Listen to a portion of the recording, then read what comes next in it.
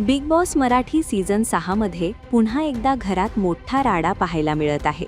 नव्या प्रोमोमध्ये स्पर्धक विशाल आणि आठवड्याचा कॅप्टन आयुष संजीव यांच्यात जोरदार वाद झाल्याचे दिसून येत आहे. चोरीच्या मुद्द्यावरून हा वाद चिघळताना पाहायला मिळतो आहे. याआधी अंडी चोरी प्रकरणात विशाल दोषी ठरल्यानंतर घरातील सदस्यांच्या संमतीने त्याच्यासाठी जेवण बंद करण्याचा निर्णय घेण्यात आला होता. या निर्णयाची घोषणा कॅप्टन आयुषने केली होती.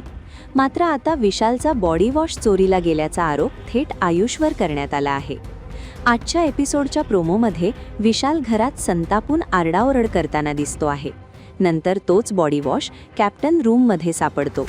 यानंतर विशाल आयुषवरच आरोप करत, जसं माझं जेवण बंद केलं तसं आता आयुषला काय शिक्षा देणार, असा सवाल घरातील सदस्यांना करतो.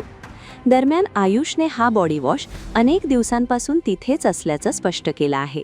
मात्र विशाल कोणाचंही म्हणणं ऐकून घ्यायला तयार नसल्याचं प्रोमोमध्ये दिसत आहे. हा प्रोमो समोर आल्यानंतर सोशल मीडियावर प्रेक्षकांच्या प्रतिक्रिया येऊ लागल्या आहेत. सतत होत असलेल्या चोरीच्या घटनांमुळे काही प्रेक्षकांनी या सीझनला चोर सीझन असं संबोधलं आहे.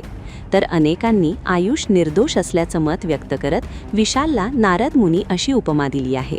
आता या वादाचा घरातील खेळावर नेमका काय परिणाम होणार आणि पुढील एपिसोडमध्ये आणखी काय घडणार हे पाहणं औत्सुक्याचं ठरणार आहे.